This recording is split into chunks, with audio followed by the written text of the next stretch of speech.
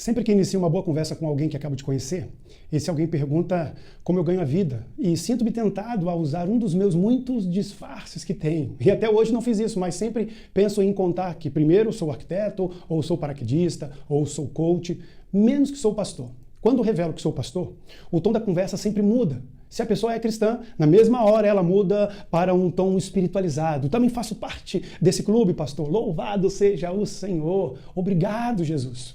Podemos estar falando sobre carros, campeonato brasileiro ou sobre gatos de 3 pernas. Mas no momento em que um irmão descobre que a minha ocupação é ser pastor, começa a falar o evangeliquez. No entanto, se a pessoa não é cristã, ao descobrir que sou pastor, seus escudos se armam mais rápidos do que os escudos da Enterprise, quando eles estão fugindo dos Klingons.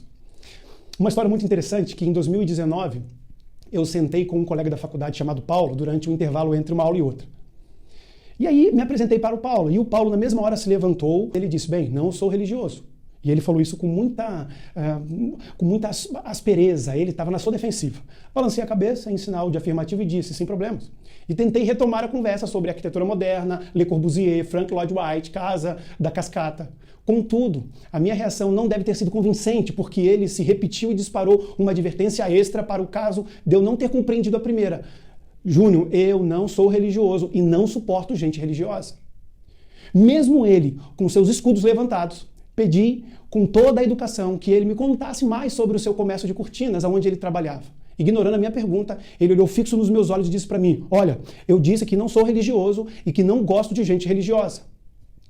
Enfim, concluí que ele deveria carregar algumas feridas de experiências passadas com a religião ou com pessoas religiosas. E eu disse, entendo perfeitamente e respeito a sua opinião. Respondi da maneira mais empática possível, enquanto fazia uma oração silenciosa em meu coração, pedindo socorro ao Senhor que me desse sabedoria para conduzir aquela conversa.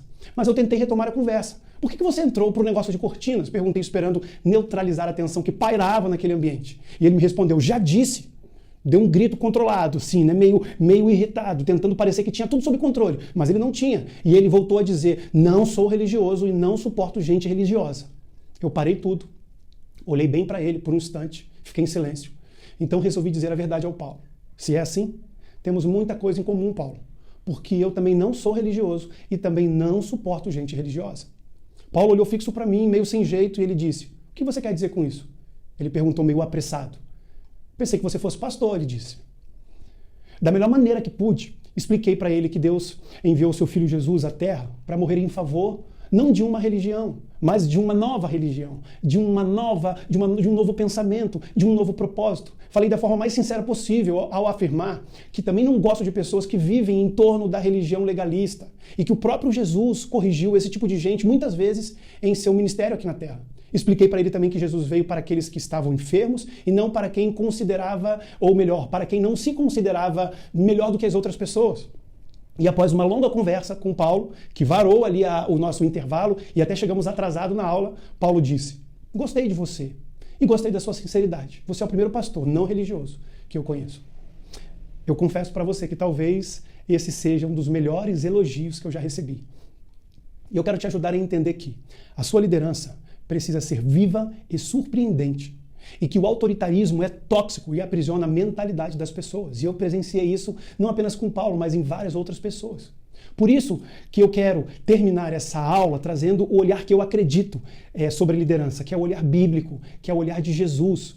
O autoritarismo tóxico tem tudo que ver com o que o ser humano tóxico faz. Mas a liderança altruísta tem tudo que ver com o que Jesus faz.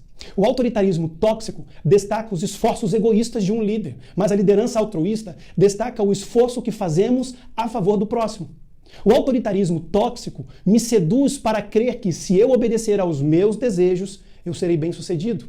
Mas a liderança altruísta me mostra que, se eu obedecer aos princípios estabelecidos por Jesus, eu serei bem-sucedido. Por isso, o meu convite a você é bem simples. Deixe o autoritarismo tóxico desandar na sua vida. Quer uma frase mais positiva, então? Deixe a liderança altruísta de Jesus dominar a sua mente e o seu coração.